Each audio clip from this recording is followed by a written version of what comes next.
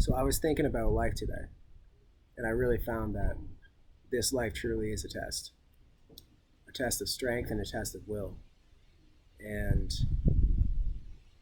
it's determinant on who is the strongest uh, vessel of God, who is the strongest vessel, and then whoever is the strongest vessel will succeed, whereas the weaker ones are the ones who succumb to evil and who stop loving and fall asleep. Falling asleep is really becoming evil because what are you when you're asleep? You're useless. So this test is like a test in the third dimension, and really the third dimension shouldn't even be lived in. It's just like the building blocks of the fifth dimension, which is the complete dimension of reality. And it's like we're living in we got the organs of the body, we got the skeleton, we got the eyeballs, but we don't have the flesh or the skin or the hair, right? It's like that's like the third dimension, incomplete. Or you could say it like this, like the third dimension is our consciousness, very restricted. And the higher you go in your vibrational awareness and your uh, the higher dimension, the higher the dimension, the more spread out your consciousness is. And the fifth dimension is really the first complete dimension, and a complete dimension is sufficiently spread out. you know. Um, but this test right here is a test of will and a test of strength, and only the vessels that are strong enough to get through the illusion and not believe the illusions that others pass on to them are the ones who make it in life. And the ones who don't make it in life are the ones who succumb to the illusion and stop loving their only lover. Which is, what do you think their only lover is? I'll give you a hint. There's a whole book about it, about her, about him. Remember your lover. Remember your lover. Remember your lover. Your lover is really the big power source, the only power source, the only power. So what happens when you get disconnected from the only power there is? From all the power. So,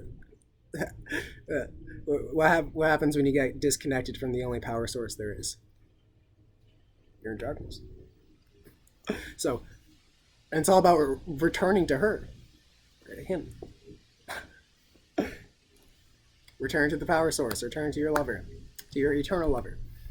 And some of us have, who are the strongest vessels, are able to overcome the illusion and then actually get to know our lover. And it's to know our lover on a real basis, and uphold his commands always. And so it's like there are a few temptations in this life, and one temptation is to stop loving your only lover. Stop loving yourself, right? So yoga means union with God, union with self, and as above, so below. So the inside and the outside are really the same, and you and your lover. It's like I'm the little G and Jesus is the big G, right? like I'm the Christ, and then God is the big Christ, and that's what Jesus found out. But that's what Jesus is. Right? So it's like there are a few temptations, right? So it's like succumb to illusion, believe what's not real about yourself.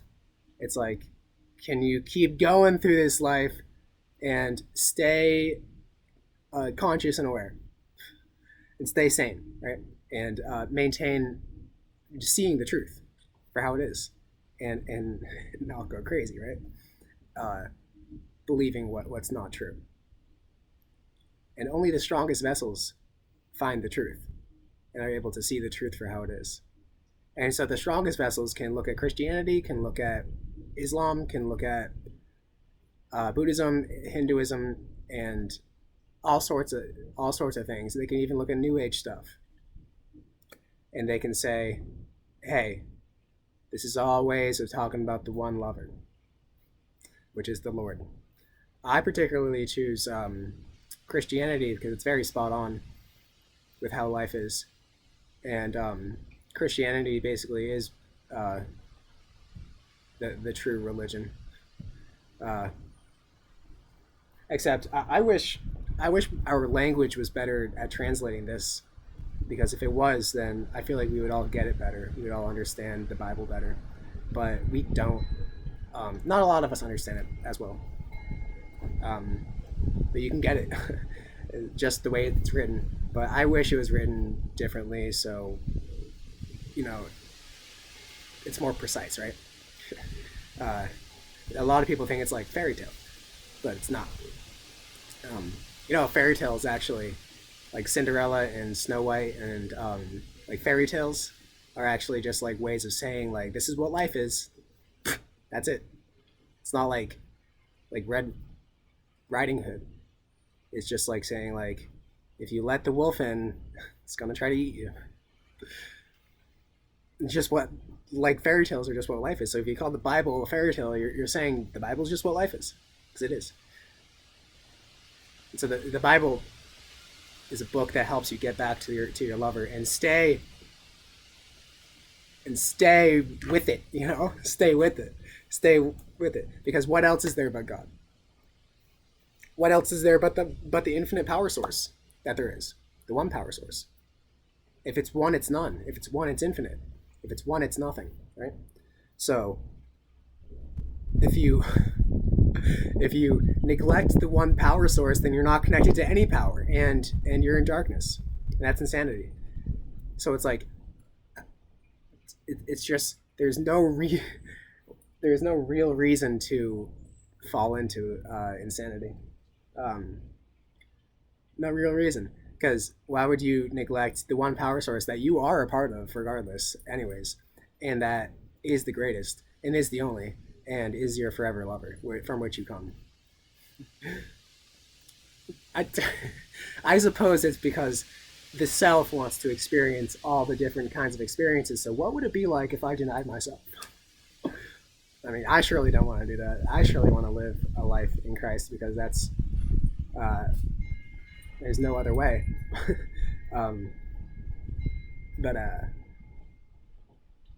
So there's a temptation for that, for denying yourself. But it's also you deny yourself in a different way. A temptation for creating a graven image, an idol, for God. Also, but I have seen it myself in a different way. You can create a graven image for yourself. Imagine that. What kind of graven image have you created for yourself? The idea of yourself, the personality. Such a personality culture we're in. We base everything based off of personality.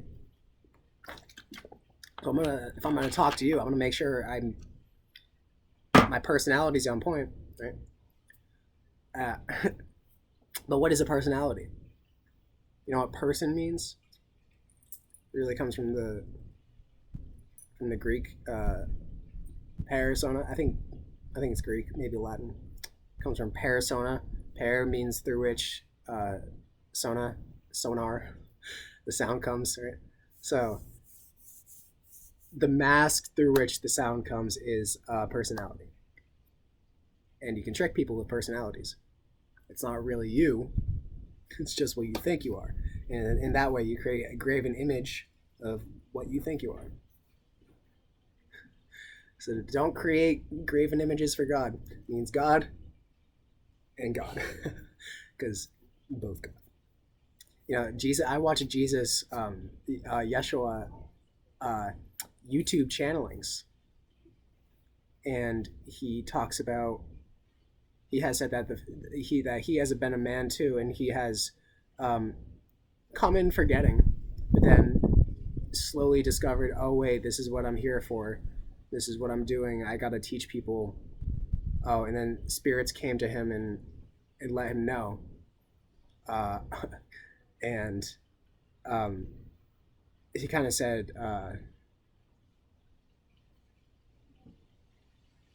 that he found out that him and God were one, and that he tells me uh, through his channelings that I need to remember that I too am the Christ, and I'm not just little me, because little me is an illusion.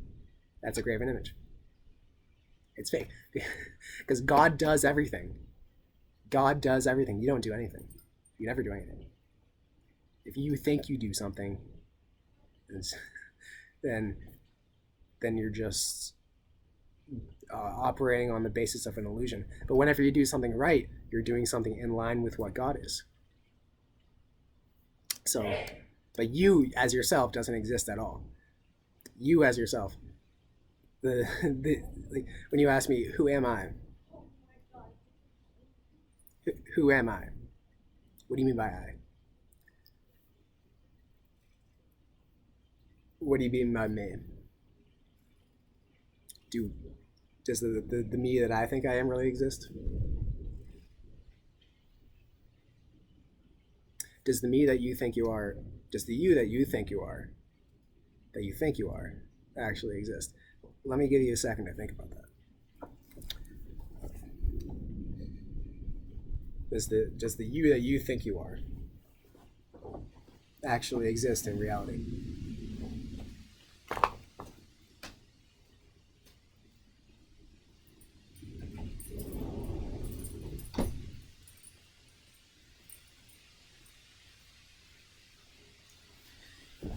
I mean, surely you're.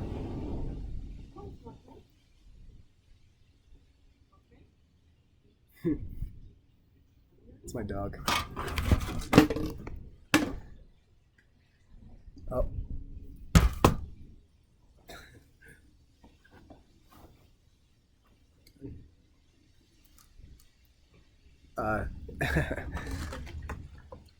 Surely your body exists, and surely you have a delineated form from me, and that there is a difference between what I look like and what you look like, of course. But does the are you only your body? And Jesus is like, just remember, you're not. You're not only your body, but you're actually connected to the entire universe. Which, what does that mean? Is that you are the entire universe. If you're inseparable from it, what does that mean? If you can't have a you without a universe, and in the same way you can't have a universe without something to observe it, what does that mean? That there's a secret conspiracy between the two, and the two are actually one. So you can't say that I and God are one. You can't say that because there's no I to be one with God. From the beginning, it's already been one thing, one nothing. It's already been no thing, right? Like, if you think you exist, then your personality, then yeah, if you think you exist, then you're operating from an illusion. Because again, the only thing is God. So you can say, I am God, but that's kind of a dangerous doctrine. You know? Who's God? The me? The personality is God? So people, it's like, we need this, right? We need this. Just stay with the Lord. Just stay with the Lord, and just stay with the Lord, and He'll be with you. And the ones, the strongest ones, like, figure it out, right?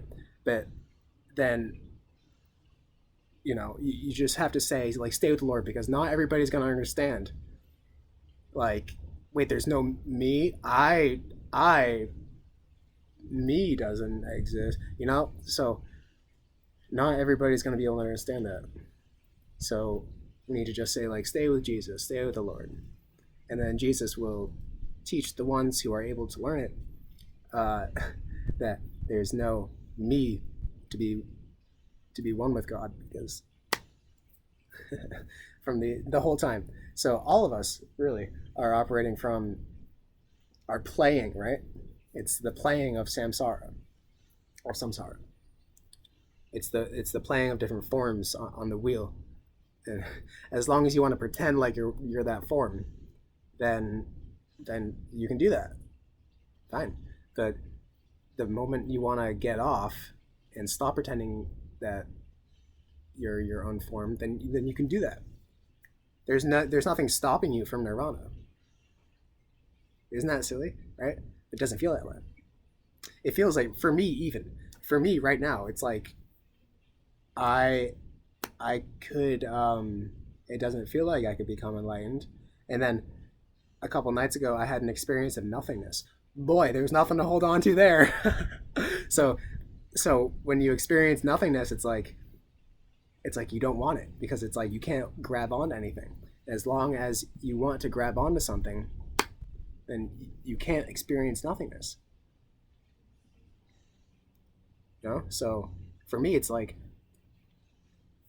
how will I be able to stop holding on to something? And there's many ways to do that. One way is letting go of my parents. Another way is like, I don't know. I'm just hoping. I can't hope anything, right? Because it's all, I do everything, but I don't realize that I'm God doing everything. So if I'm God doing everything, then I'm not doing anything, but God is doing everything. It's like the song "Crazy" by CeeLo Green. It's like, you think you're the one in control, or he asks, like, who's really in control? You're not in control. You think you're the one in control? You're not in control. God is. And that we're just all different facets, aspects of God.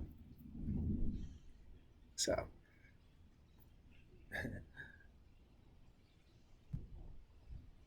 that's what like religion, like,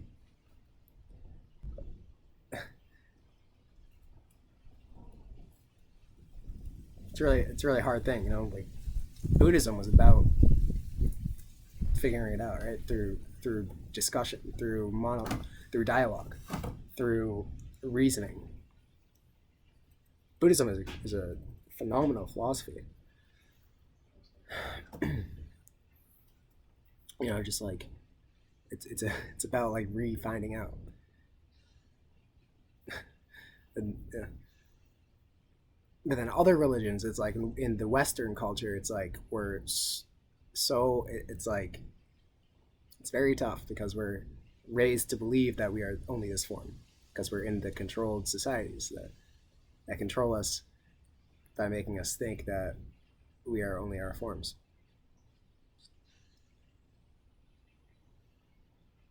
But if you grow up in Tibet and like in a little village community out there that's like isolated from all the propaganda and like ideas and the language we use, you know, the 3-part language, like the subject, object, verb, like I need to, I think, who thinks? It is raining. What is raining? It's just raining. Raining. Thinking. Doing. Everything is a verb, you know. There are no actual nouns in the physical universe. Seriously. What is a noun? Tell me what a noun is. Or what a noun means. It means a thing. It doesn't tell me what a noun is. Object. Still doesn't tell me. A noun is a part of speech. Yes. Elaborate. A noun is how we speak to each other. It's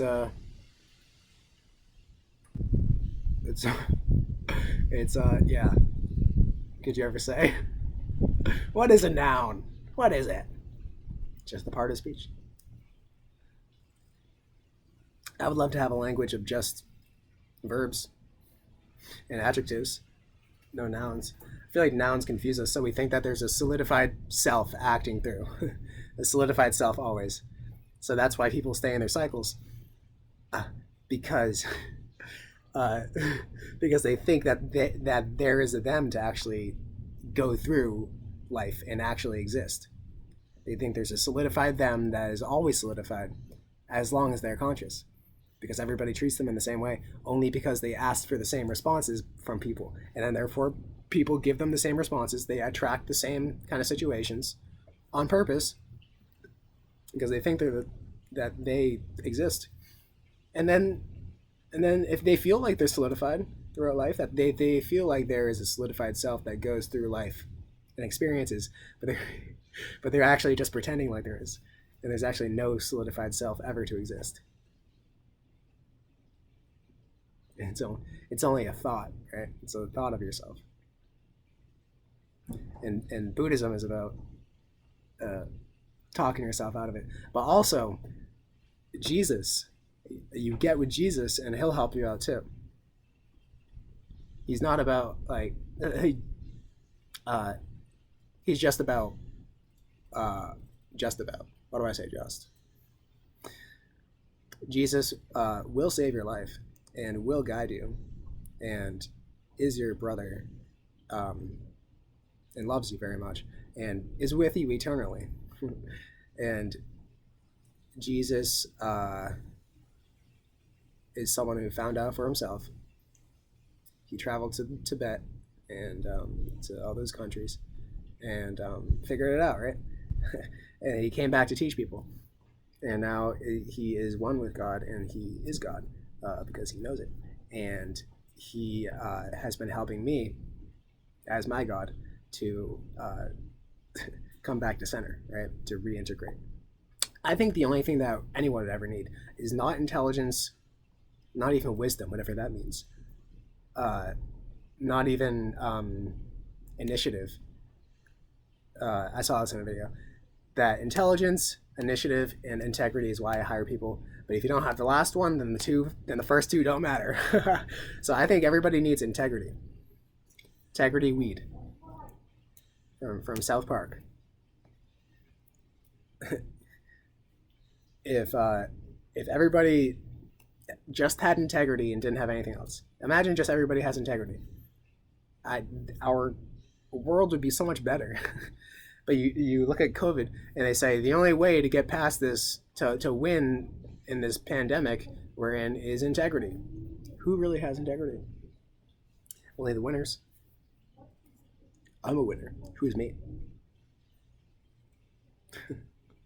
If you ask yourself, what do I want to be? I want to be a winner. Why do you want to be a winner? Why do you want to be a winner? See? I ask myself that, and I'm like, am I someone who wants to beat out everybody else and be at the top? If I do, then I better re-examine some stuff inside, because that's not good. But I really want everybody to be the Christ. Because everybody, it's not like I can't, why would I want what's already the facts, right? I want everybody to know that they're the Christ. I don't need to know. Even though intellectually I already know.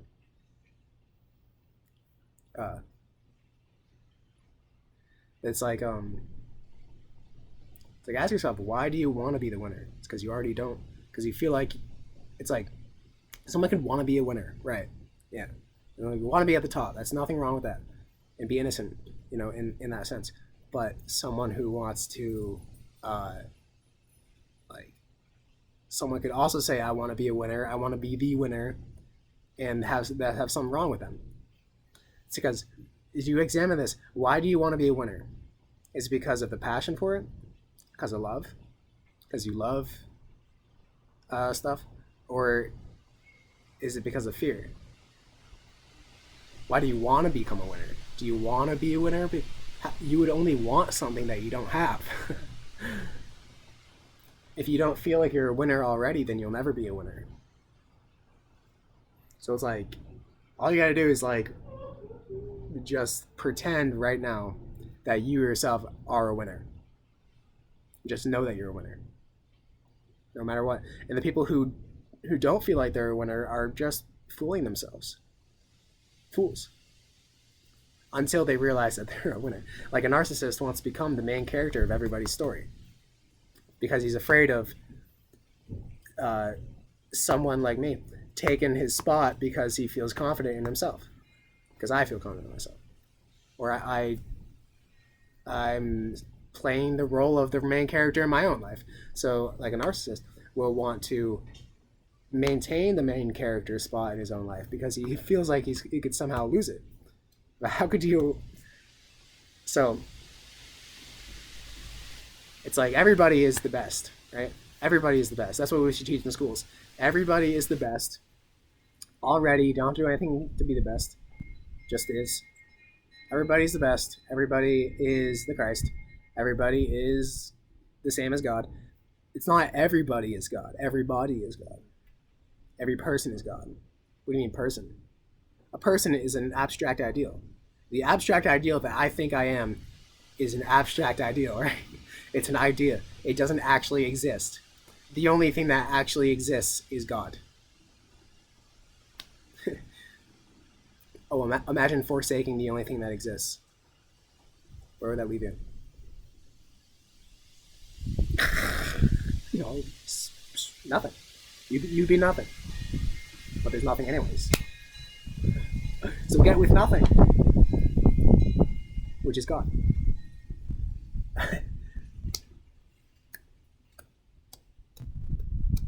I'm so proud of myself.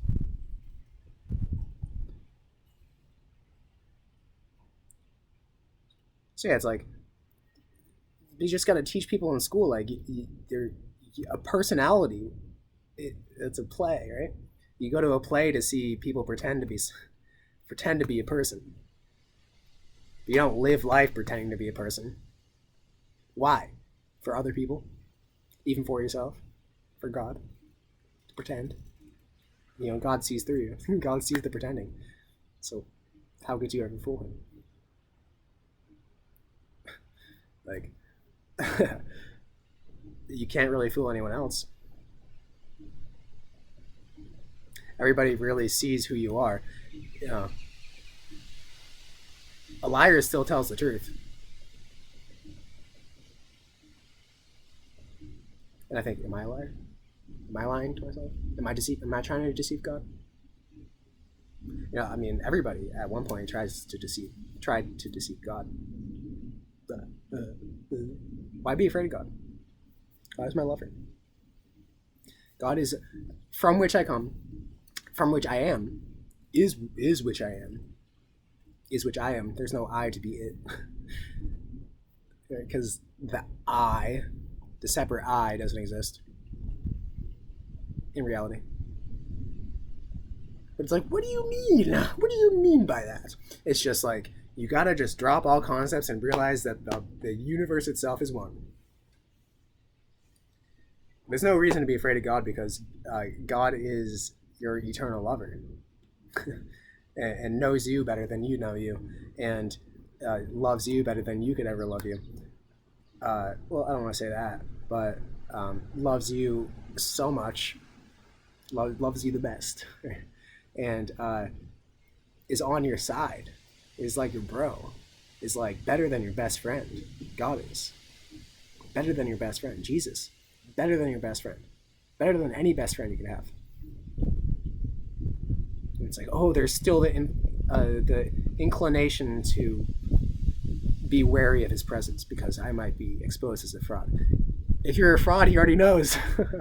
So why not like get with yourself, become integral, and realize that no matter what, I'm telling the truth. No matter if I'm lying, I'm telling the truth. So why not just tell the truth? Because if you're lying to God, then God, if you're lying to God, then God knows that you're lying. So it's like get with it, repent, admit your lies, confession. Not admitting your sins because God has seen your sins, but admit your lies to yourself. It's not for God, right? It's for you.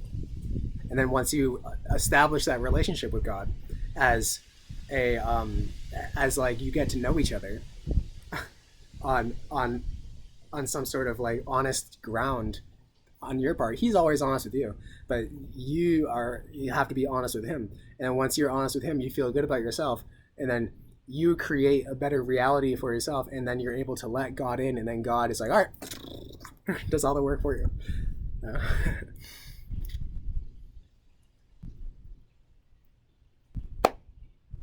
Yep.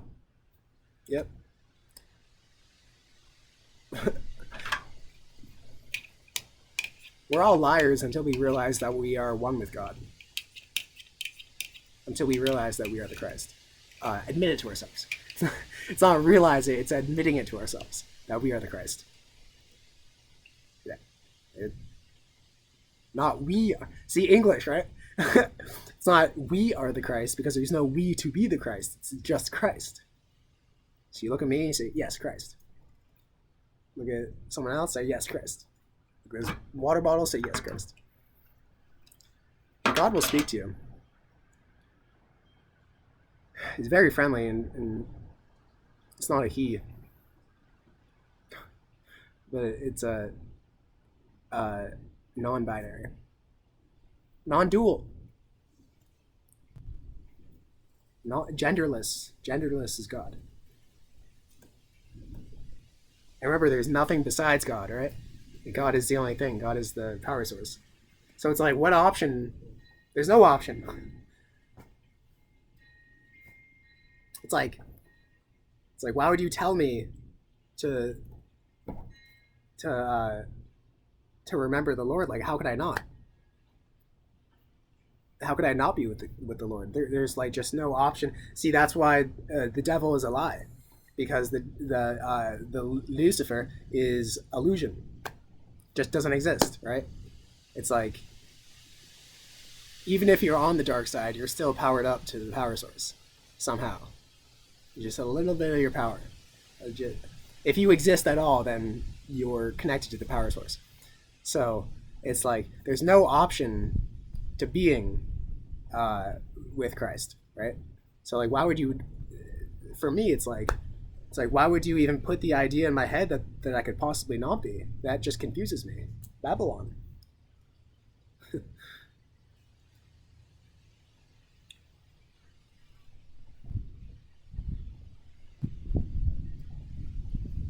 My mind plays tricks on me. Whenever your mind plays tricks on you, and you realize it's going, and you just watch it. You just realize that you have a mind that thinks, and that if you realize that you can watch your mind, then you realize that the self that you thought you were doesn't exist. You don't have a self. You don't exist. How could you exist if you're? Does the skin separate you from the universe? You're still a wave in the universe. Yeshua would say to me that you are a wave in the ocean, a wave of the ocean. And it's like, how could you ever be separate from the ocean? The ocean that you are, you know. So it's like, if you believe that you can ever not be with God, or not be with the power source, then it's like you're operating from something that isn't real, because you're always with God. It's just that you're resisting what you are. It's like, if anyone doesn't want to be with God, then that means that they don't want to exist. So the test, we'll get back to the test. This whole life is a test, and you'll see it. It's like, can you overcome the illusions of this life, and overcome being betrayed with love, and being betrayed by people you love, being tricked by love, and then can you still know the truth and not be swayed by illusion, by what isn't real? So that's the test, and only the strong vessels are the ones who succeed and will become leaders and chosen ones of God. The Bible talks about chosen ones, chosen ones. So if you're watching this, you're probably a chosen one, and it's like it's just a choice. You can't go so far without being able to come back. Everybody returns to God. Everybody, no matter how far they go, returns to God. So it's like, oh, I'm self pitying. Who are you pitying? You're pitying an illusion because you think you actually exist. I don't exist, even though it's a habit. It's a habit for my mind to think I exist. It's just a habit, and it's about just like ration with yourself, um, like like ration with yourself, and don't be insane, and kind of be like, all right, like I know that like I'm breaking out of the matrix, and like it's a very hard experience, and there's the and it's just the way it is for anybody waking up. But you gotta just keep realizing that like the me that I think I am doesn't exist, so I'm free. So I there's no blockage. There's no need to act a certain way. There's no need to be a certain way because you are God. You're not separate from it. So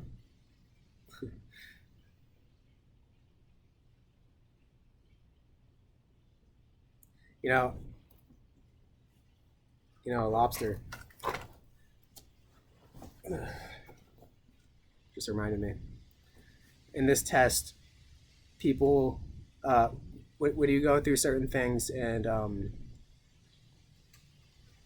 you are kind of like taken advantage of from people, manipulated, um, dominated in different ways because you're always choosing the light, you're always choosing honesty, and other people choose darkness and are able to manipulate you.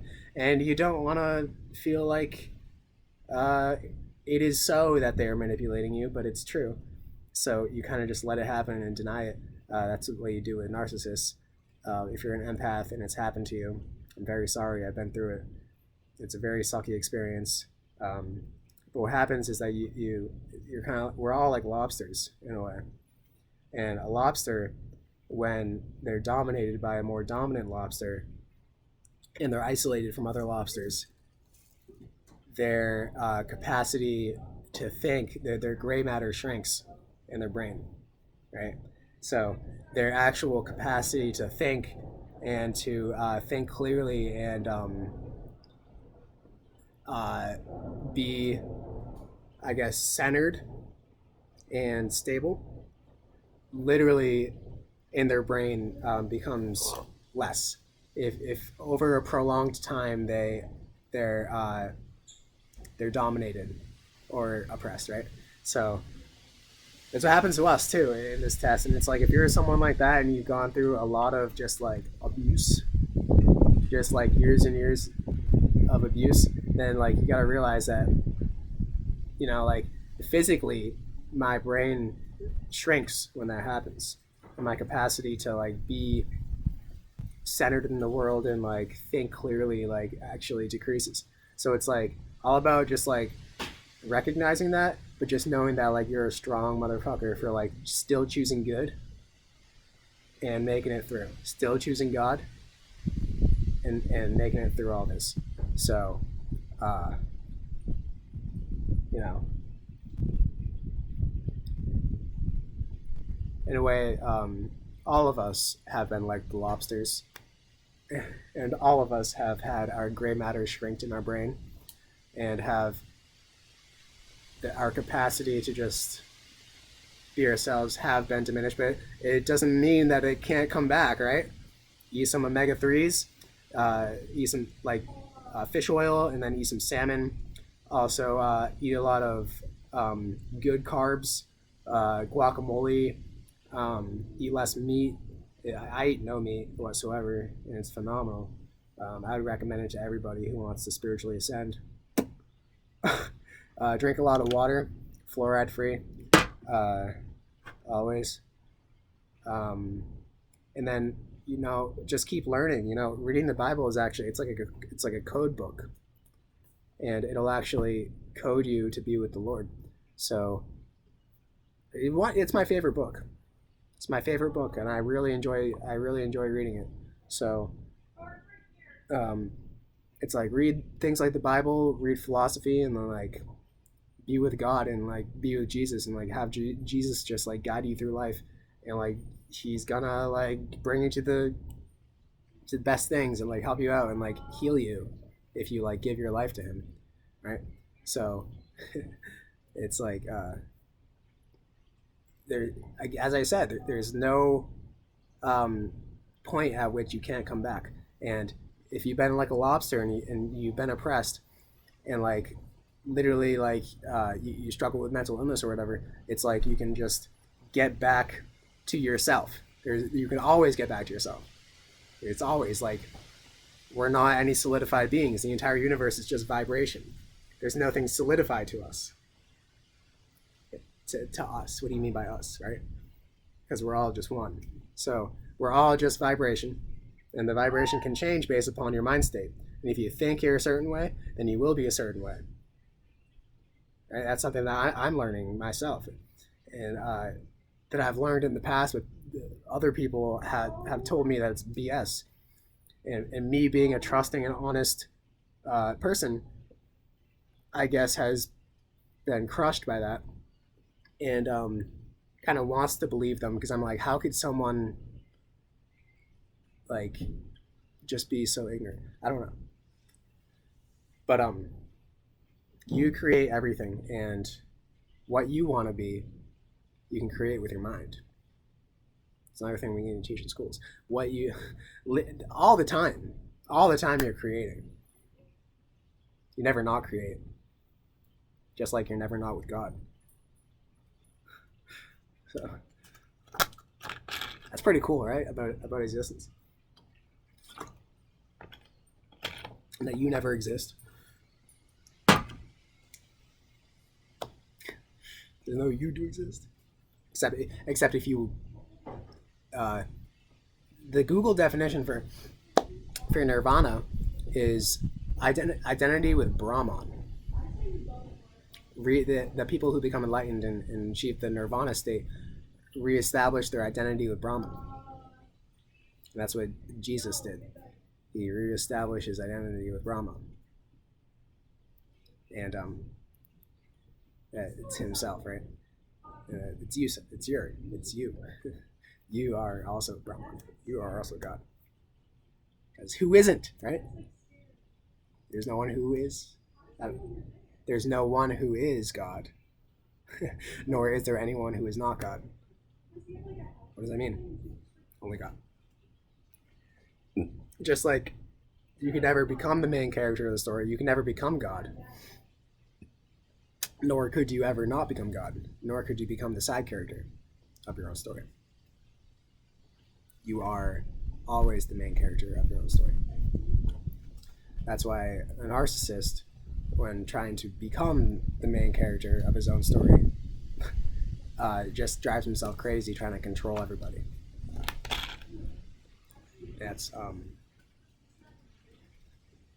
certain people I know in my life, certain people I loved and trusted, and that is that's one of the tests, right? It's like, especially someone in your family, if you look for love, as a baby you need love, right? So if you look for love in that person, and all they want to do is control you, then you will still want the love from them, and you will allow them to control you. And it'll fuck with you. It'll make you, because they want you to be less than you are, so that you don't, all things to do with your spirit and soul, they'll try to put down. They'll try to criticize and kill, because they're threatened by you possibly becoming the main character of their own story. They're threatened by you winning, and they want to win. And why would you want to win? Because you think you're a loser. It's like, I'm going to win anyways. It's like, oh, sorry. It's like, my life has been all about just like making sure people feel comfortable, making sure I make sure people feel like they're comfortable. And like once you realize that like I have a tendency to try to make people uh, feel better about themselves, or I have a tendency to try to make people feel comfortable, then like that's when I realized that like I've been heavily affected by a narcissist. That's just the fact of my life, and that's the challenge I chose before coming into this life. I chose a lesser soul to fuck up in his own life and become a narcissist, and then try to control me. And multiple people, multiple close relationships, because the first close relationship, one of the two close, was a narcissist, and because of that, I sought after certain narcissist friends. Only and I became very close with them because that's like I have like an unconscious tendency to want to attach to a narcissist, right? And it's like you can tell any of them like you can't control anybody, and you can't make yourself the main character of their own life, of someone else's life, because that's what they try to do. They try to make them the main character of someone else's life. Everybody make it about me. Everybody make your life about me. That's what a narcissist does. And it's like if you're an empath, all they want to do is take your energy. So you got so beautiful energy. And that is just the way it is. You can go up to any of these people and be like, you could say, you could never lose your spot as the main character of your own life, right? And they'd be like, what do you mean? And they probably try to manipulate you or play their same games because they're insane. But like that's the fact. Like if you ever want to not become a narcissist, then you just got to realize that like I can't become the main character of someone else's life, and just be aware of those same unconscious tendencies in yourself. If one of the early people in your life were a narcissist, right? Because you've absorbed that energy. But you can trust in yourself because if you're an empath, then you're most definitely an older soul, and you're more evolved than any narcissist. So it's like you can never lose your own main character spot. So you can never not become the Christ.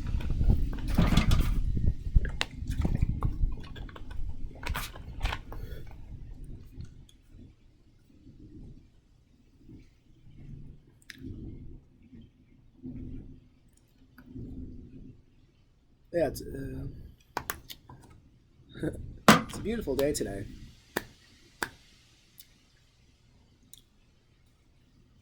Guess that was some heavy stuff. Dumping it on you, right? Whoever's watching this.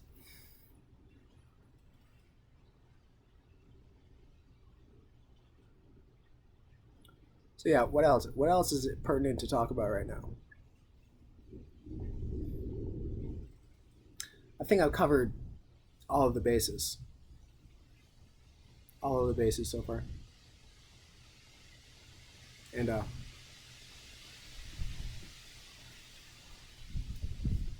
yeah, I'd be a great king. If you don't think you'd be a great king, then you won't be a great king. I'd be a great leader. I'd be a great CEO. I'd be a great president, but mostly king, because I'd rather be a king. Oh, narcissist. I'm already the king. Who's already the king? Who? The king's already the king.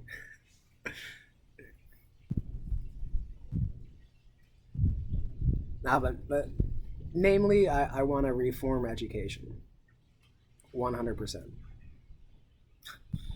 And uh, reteach ancient knowledge. Really, I mean, all the shit that we learn in school is just BS. Like, I mean, English class is cool. I really liked English, and I liked history. I liked history as well. Except history, uh, it's like, oh, focus on your own history, uphold your own tradition, and then becomes your personal tradition. And you think you're a personal solidified self because you study history in the past, and then you say, and then you wonder how you just like about studying history. You study your own history. It makes you want to continue it, continue the times that it felt good, right? And then you continue your own illusory sense of self. But if you look at your future or your present, your present, then you realize I am one with the eternity.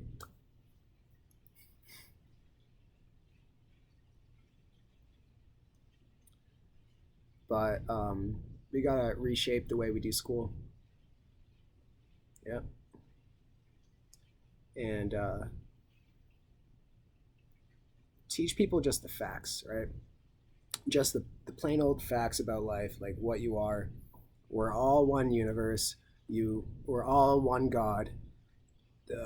You create everything in your life. Everything in your life is created, and um, you are everything. You are eternity, and just teach them the Vedas, teach them the Buddha's teachings, the Bible, um, Jesus, everything. The most important things, not how to be a worker, not math. I mean, math is cool. We can do math, but we shouldn't force people to do math, right? We shouldn't force people to do anything. Just you're a free will. You want to learn about these things and change yourself and make yourself better, then you can take part in our schools.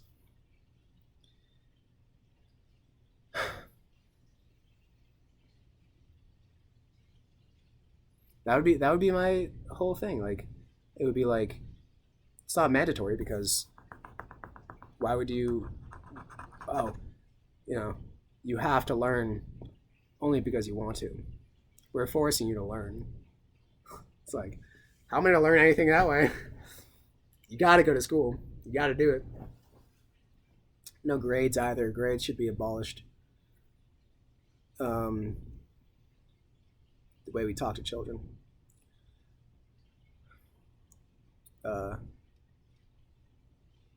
And yeah, just reshape the whole way we do school because school creates mental illness,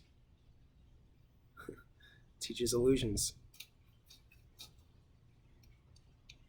And yeah, okay, I'm gonna get off. Bye.